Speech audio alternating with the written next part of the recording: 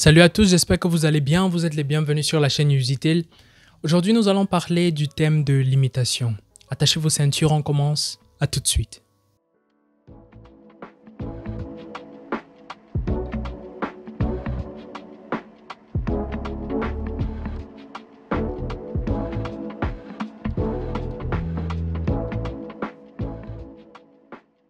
Aujourd'hui, nous allons parler du thème de l'imitation. Et la vidéo que je voudrais faire aujourd'hui sera une vidéo assez courte. Et dans cette vidéo, je voudrais présenter les avantages de l'imitation.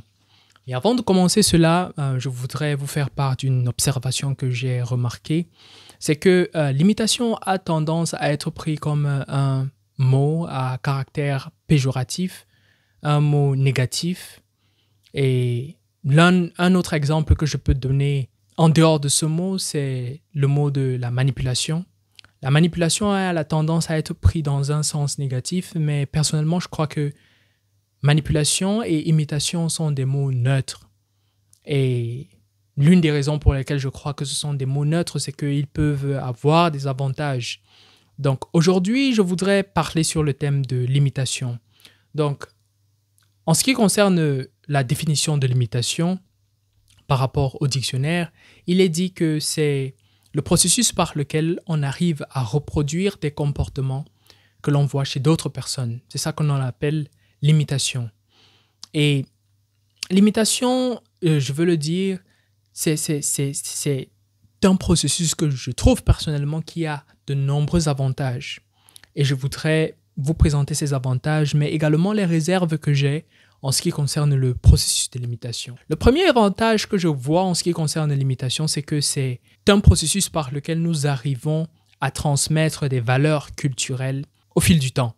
Donc, si nous regardons par exemple dans une tribu, dans les tribus, nous allons voir que nous avons les patriarches qui sont là, les grands-parents, les parents, les mamans, les enfants. Et dans ce cercle social fermé, nous avons les enfants. Les enfants sont ceux qui sont censés recevoir l'éducation, recevoir la sagesse culturelle ou bien l'héritage culturel que les patriarches, les parents ont à leur donner. Et lorsque l'enfant atteint, je crois, l'âge de 2 ans ou bien l'âge de 3 ans, l'enfant se trouve dans une situation dans laquelle il doit apprendre tout ce qu'il voit tout autour de lui. Et cela se fait par le processus de l'imitation. Donc, l'enfant va, par exemple, regarder la façon dont son papa travaille, il va regarder la façon dont sa maman marche, il va voir comment est-ce que les patriarches parlent et il va chercher à copier cela. Et tout cela, ce sont des valeurs culturelles qui arrivent à être transmises au fil du temps. Et il y a énormément de cultures, il y a différentes formes de culture. Et la culture est caractérisée par le fait que les cultures sont propres dans les lieux où ils sont. C'est-à-dire que la culture est liée, intimement liée à la localisation géographique. Et il y a différentes formes de culture. La culture camerounaise, la culture africaine en général, la culture américaine, la culture chinoise. Et ils ont des différentes façons de faire les choses. Par exemple, chez les Chinois, on ne prend pas les baguettes et on ne les tape pas sur l'assiette dans laquelle on est en train de manger. C'est une chose qu'ils n'acceptent pas chez eux.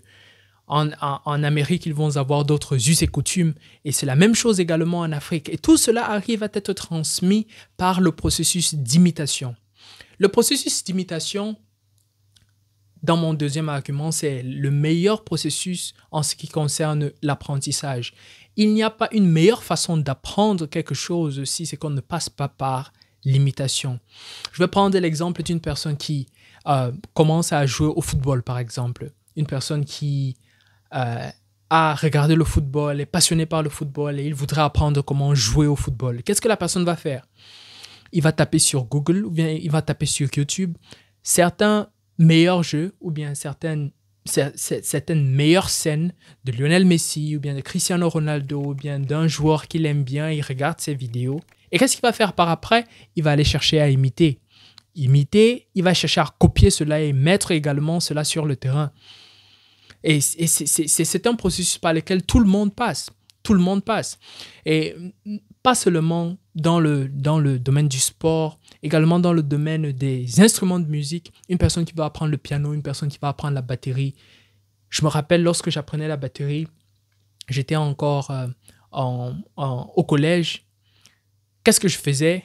C'est que je prenais les vidéos de grands batteurs. Il y avait plusieurs batteurs que j'aimais bien. Il y avait Aaron Spears, Chris Coleman, il y avait Dennis Chambers, il y avait beaucoup d'autres. Il y avait Calvin Rogers, ils étaient nombreux. Je prenais leurs vidéos, j'arrivais à les télécharger. En ce temps-là, on arrivait à télécharger les vidéos sur YouTube gratuitement. Je les téléchargeais dans la rubrique des téléchargements et après, je regardais ces vidéos à chaque fois. Je regardais les vidéos, je mettais les vidéos en ralenti. J'essayais d'étudier la façon dont ils étaient en train de jouer et après, je rentrais pour essayer de copier, pour essayer de placer cela sur la batterie. Et c'est comme ça que j'ai commencé à apprendre, c'est comme ça que j'ai appris et mon niveau a commencé à évoluer. Donc, il n'est pas possible d'apprendre réellement sans passer par l'imitation. Sans passer par l'imitation, c'est absolument impossible. Et il y a un autre argument que je voudrais émettre, c'est le fait que l'imitation est une conséquence d'un instinct qui est très propre à l'homme et c'est l'instinct d'admiration. Et qu'est-ce que c'est que l'instinct d'admiration? C'est que lorsque nous regardons une personne qui arrive à portrayer l'idéal en face de nous, l'homme a la tendance à être soumis dans une certaine forme de fascination. La personne a la tendance à être dans l'admiration parce qu'il a vu une personne qui représente un idéal. Donc, une personne qui va être en face d'un très très bon joueur de piano, d'un très bon joueur de football, d'un très bon acteur ou bien d'un très très bon communicateur, il va exprimer une certaine forme d'admiration. Et où est-ce que nous voyons cela? Nous voyons cela dans les stades.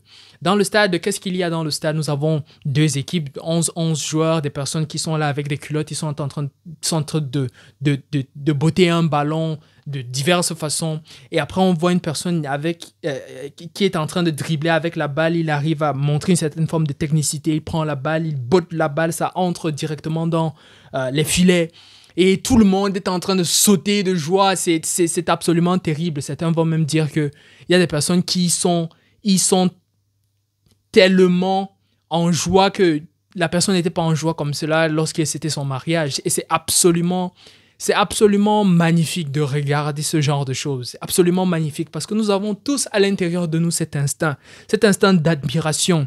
Lorsque nous regardons quelque chose qui n'a jamais été mise en portrait dans le monde, lorsque nous regardons une œuvre d'art absolument magnifique, lorsque nous regardons un nouveau téléphone qui vient de sortir, quelque chose que nous n'avons jamais vu, lorsque nous regardons un film qui nous a tout simplement ébloui, lorsque nous regardons une personne qui est magnifique, une personne dont les formes sont absolument magnifiques, on est tout juste dans l'admiration, on est tout juste on est tout juste fasciné.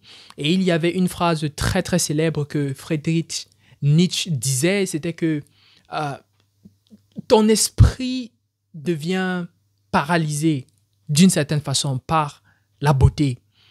Et je pense que c'est beaucoup plus mieux de dire cela en anglais. Your mind just goes numb with beauty.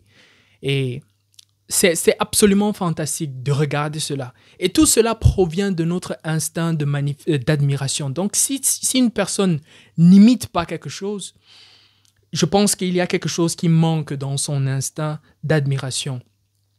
Il y a quelque chose qui manque. Parce que qu'est-ce que nous allons chercher à imiter? Nous allons chercher à imiter quelque chose qui est beaucoup plus grand que nous. Est-ce qu'on va chercher à imiter une personne, par exemple, qui reste dans la maison de ses parents, qui est tout le temps en train de manger, qui joue aux jeux vidéo, qui ne sort pas, qui ne travaille pas? Nous n'allons pas chercher à imiter ce genre de personne. Quel est le genre de personne que nous allons chercher à imiter? Nous allons chercher à imiter une personne qui sait comment parler, une personne qui sait comment montrer ses idées, une personne qui arrive à chanter bien, une personne qui arrive à jouer très bien au football, une personne qui arrive à démontrer une certaine forme d'idéal. C'est ce genre de personne que nous cherchons à imiter. Toutefois, j'ai mes réserves en ce qui concerne l'imitation. Quelles sont ces réserves? Si c'est une seule réserve, mais je voudrais mettre cela en pack dans une seule analogie que je voudrais vous présenter. Et quelle est cette analogie? L'analogie est que Je regarde les êtres humains comme des coupes. Et à l'intérieur de ces coupes, nous avons des vins ou bien des liquides. Et ces vins proviennent tous d'un même vignoble. Et donc, en tant qu'être humain, nous regardons souvent certains autres humains qui ont beaucoup plus de liquide ou bien beaucoup plus de vin dans leur coupe. Et parce que également nous avons cet instinct d'admiration, nous avons cet instinct de pouvoir avoir également cet idéal, nous allons regarder et nous allons dire « Oh, si je pouvais réellement être comme celui-là », nous allons commencer à imiter. Mais dans le processus d'imitation, il y a une chose que nous faisons, c'est que nous n'arrivons pas souvent à dissocier la coupe de l'idéal ou bien du vin. Nous n'arrivons pas à dissocier, par exemple, les gestes qu'une personne fait avec la façon dont la personne communique. Et pour cela, je vais donner un exemple qui est basé sur ma propre expérience. Il y a une personne que j'admire beaucoup. J'admire beaucoup Donald Trump. J'admire également Jordan Peterson. Et Jordan Peterson, c'est beaucoup plus par sa façon de parler. Jordan Peterson, j'admire sa façon de parler. J'admire le fait qu'à chaque fois qu'il cherche à parler, il cherche les mots exacts pour démontrer son idée. Et à chaque fois que je regarde cela me rappelle l'idéal de la vérité. Cela me rappelle l'idéal de chercher à parler de la façon la plus honnête possible. Et pour moi, c'est un idéal. Donc, à chaque fois que je regarde cela, je suis toujours pris à chercher à copier cet idéal. Mais le problème souvent, c'est que je n'arrivais pas à dissocier l'idéal et les manières qu'il faisait. Donc, à chaque fois que Jordan Peterson, par exemple, cherchait des mots, il avait l'habitude de faire ses mains comme ça. Et parfois, il pouvait fermer les yeux et essayer de penser réellement à ce qu'il voulait dire. Et je me suis rendu compte que parce que je voulais réellement copier ce que Jordan Peterson avait comme idéal, je me suis vu en train de commencer à faire les gestes un peu comme lui et à fermer les yeux quand bien même j'avais déjà quelque chose à dire.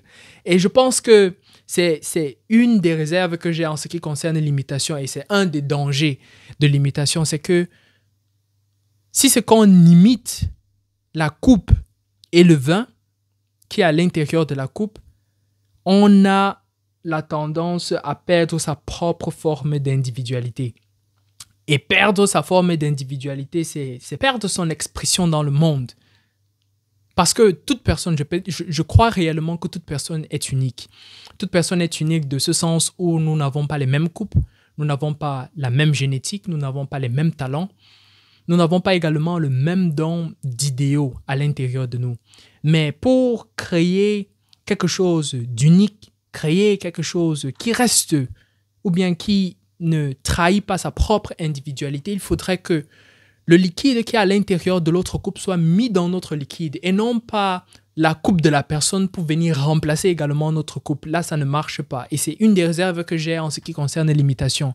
Donc, par exemple, lorsqu'on va essayer de jouer, par exemple, une personne qui apprend à jouer au football, il va voir la façon dont Cristiano Ronaldo joue et il va chercher à copier tout ce que Cristiano Ronaldo fait et il va perdre sa propre forme d'individualité.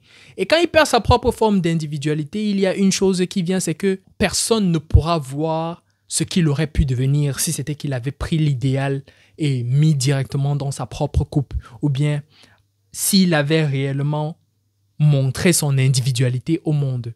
Et c'est quelque chose qui est absolument... C'est pas bon, je peux dire cela, c'est pas bon, mais je pense que c'est une étape normale par laquelle tout le monde doit passer. Mais je pense que nous devons tous être conscients de ce que ce n'est pas l'étape dans laquelle nous devons nous arrêter. Donc, la première étape, c'est que, ok, nous allons copier la coupe, nous allons copier également le vin qui est à l'intérieur de la coupe. Mais l'étape qui vient après cela, c'est que quoi? Il y a mon individualité que je dois également essayer de mettre dans le monde. Et je pense que c'est ce que je peux dire en ce qui concerne l'imitation dans le cadre des réserves que j'ai.